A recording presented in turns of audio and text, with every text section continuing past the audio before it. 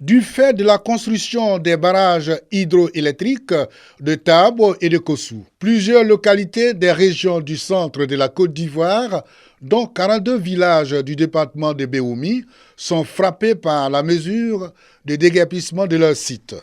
Il y a des maisons de une chambre salon. Ça veut dire que quand tu as une femme sans enfant, quand tu as une femme avec 2 enfants, on te donne 2 chambres. Le contour là, c'est la propriété des villages voisins.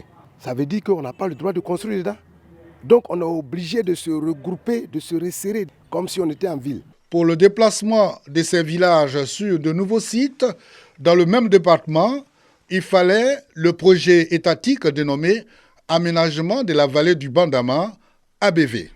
Quand il y a la pression foncière aujourd'hui, les villages disent, attention, les terres qu'on vous a prêtées, vous ne pouvez pas faire des cultures pérennes là-dessus. Parce que ça veut dire que vous faites une appropriation définitive. Alors, les villageois regardent en arrière et disent, mais attendez, l'État nous a dit que pour ce projet du barrage de Kossou, nos terres seront englouties, nos villages seront engloutis. Or, le Bandama n'avance même pas. D'ailleurs, il a reculé. Nécessité donc d'une plaidoirie auprès de l'État pour une amélioration des conditions de vie de ces populations déplacées. Cette démarche préoccupe en ce moment les cadres de Béoumi en collaboration avec des ONG et Lion de Leadership et Initiative des acteurs non étatiques. Lion 2 est là pour soutenir cette initiative-là. Au total, Lion 2 a financé 51 contrats de subvention sur toute l'étendue du territoire. Au chevet d'une mère malade, nous ne venons pas avec des boudins. Nous venons avec des médicaments pour voir quelle est la solution qui pourrait soigner la mère malade. La mère malade, il s'agit des villages ABB. La solution au problème des populations déplacées pourra réduire dans le département de Béoumi les problèmes surtout des fonciers ruraux qui prennent de l'ampleur et contribuent à la fragilisation de la cohésion sociale.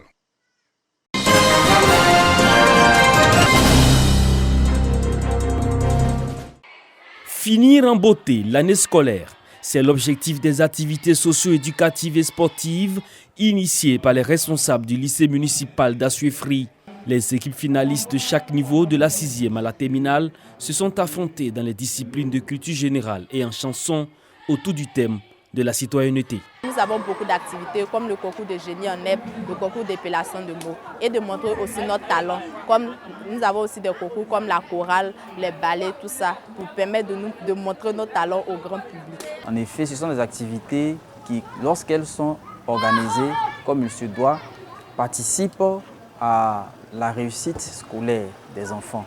Après les résultats, la remise des prix constituée d'ouvrages didactiques.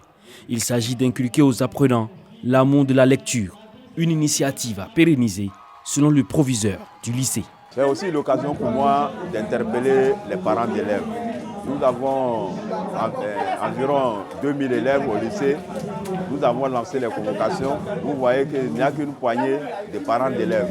Les mêmes qui viennent aux réunions, les mêmes qui nous appuient. Chers parents d'élèves, accompagnez-nous dans l'éducation. C'est un ensemble. Il y a l'éducation à la maison, il y a aussi l'éducation à l'école. Cette activité socio-éducative au lycée municipal d'Assuéfry a reçu le soutien des autorités administratives et des parents d'élèves.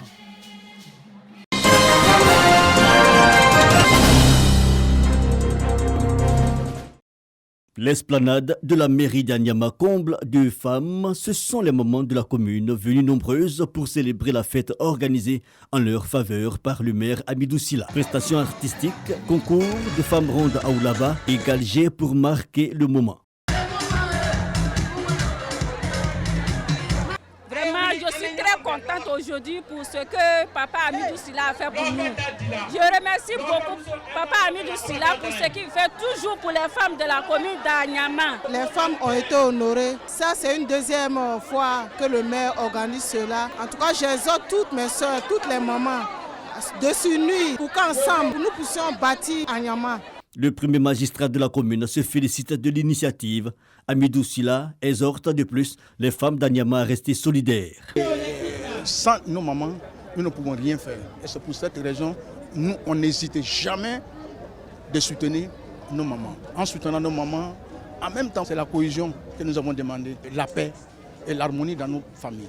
Pour cette célébration de la fête des mères, ce sont plus de 2000 femmes qui ont bénéficié de présents et le maire de la commune prévoit en faire plus l'année prochaine.